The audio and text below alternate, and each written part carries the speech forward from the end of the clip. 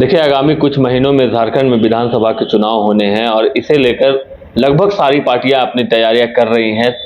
सभी पार्टियों में कई उम्मीदवार निकलकर सामने आ रहे हैं जो चुनाव लड़ना चाहते हैं। अगर हम बात करें हजारीबाग के सदर विधानसभा क्षेत्र की, तो यहाँ कांग्रेस से भी लगभग 35 लोगों ने सदर विधानसभा से चुनाव लड़ने की अपनी इच्छा जताते हुए आवेदन किया था। लेकिन हमारे साथ अभी जो मौजूद हैं, किसी पहचान के मोहताज नहीं है, आरसी मेहता जी हैं, जो पिछले बार दूसरे नंबर पे रहे थे, यानी उप विजेता थे। सबसे पहले तो न्यूज 22 स्कोप पे बहुत बहुत स्वागत है आपका। चलिए शशांक भाई, और न्यूज 22 स्कोप को मैं बहुत बहुत धन्यवाद देता हूँ, अभिनंदन करता हूँ, क्योंकि हमारे जैसे एक छोटे से ज़मीनी कार्यकर्ता के पास आपने आया।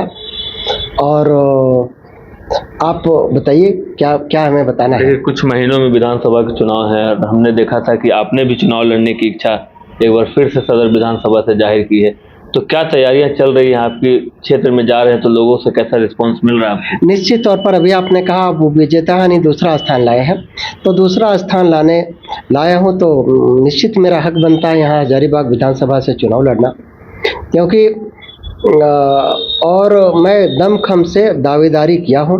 यदि मुझे कांग्रेस पार्टी टिकट देती है तो मैं निश्चित तौर पर लड़ूंगा, क्योंकि 2019 में हमें मात्र 15 दिन की अवधि मिली थी और अभी हमें 500 और 100 तक का समय मिला था। इसलिए एक एक बूथ तक मैं गया हूँ। हजारीबाग विधानसभा में 486 बूथ है और 486 बूथ में मैं गया हूँ, सुख में गया, दुख में गया और हर वक्त गया।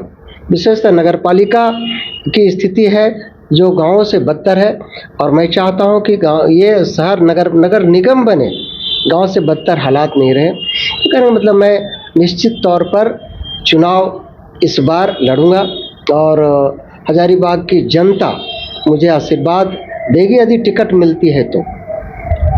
आपने कहा अगर चुनाव में टिकट मिलती है तो मैं चुनाव लड़ूंगा और कांग्रेस की झोली में इस सीट को जीत कर दूंगा। अगर पार्टी आपको टिकट नहीं देती है तो आगे की रणनीति क्या होगी आपकी? देखिए, मैं खानदानी यानी जन्मजात कांग्रेसी हूँ। हमारे पिताजी कांग्रेस के पदाधिकारी हुआ करते थे बिहार के समय में, तो यदि कांग्रेस ही मेरा प्रतिष्ठा है। यदि कोई भी वोट नहीं देगा कांग्रेस को, मैं अकेला दूंगा और कांग्रेस का साथ खड़ा रहूँगा। निश्चित तौर पर जिसे पार्टी टिकट देगी उसको मैं तन मन धन से मैं साथ दूंगा। आपने कहा नगर निगम क्षेत्र में काफ़ी समस्याएं हैं। नगर निगम क्षेत्र में जब आप जा रहे हैं तो सबसे प्रबल समस्या क्या दिखाई दे रही है आपको? देखिए, यहाँ नगर निगम में जो सुविधा होनी चाहिए ग्रामीण क्षेत्रों से बदतर स्थिति है। मैं हुडहुडू गया था, वहाँ किसी का यहाँ बिजली नहीं है, घर बना हुआ नहीं है, नल और नाली नहीं है, परंतु सरकार या नगर निगमों से टैक्स ले रहा है।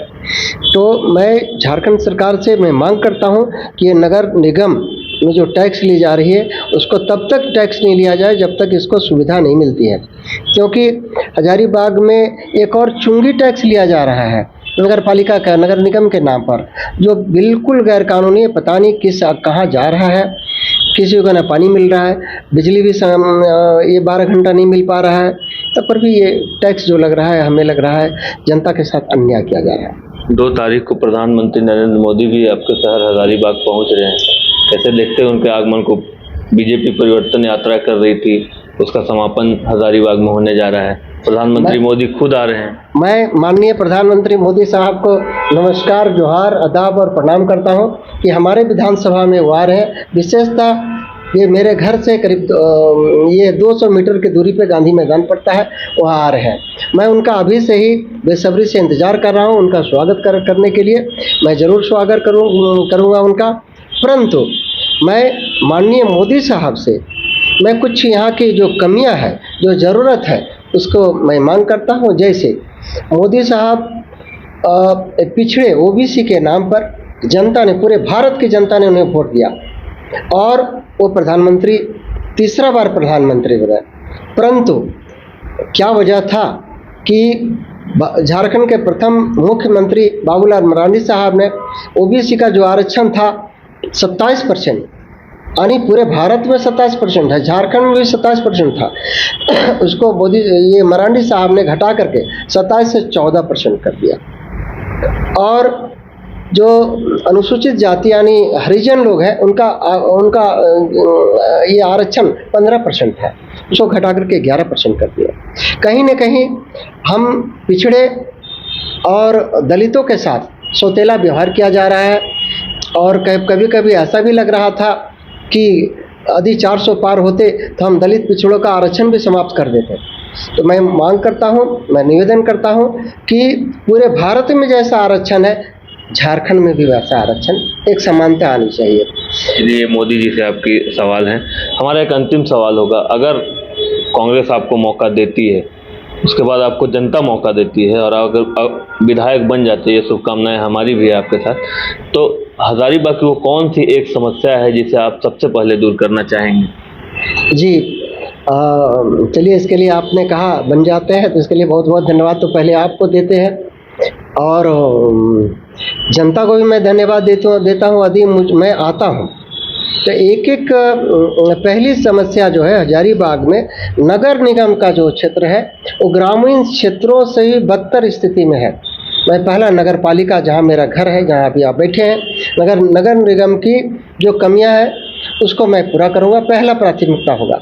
ग्रामीण क्षेत्रों में थोड़ा भी समस्याएं हैं, जैसे आदिवासी, मूलवासी और अनुसूचित जातियों की स्थिति कम है, उनको भी सुविधा देनी चाहिए। यहाँ दूसरी चीज़ है, यहाँ रोजगार की ज़रूरत है।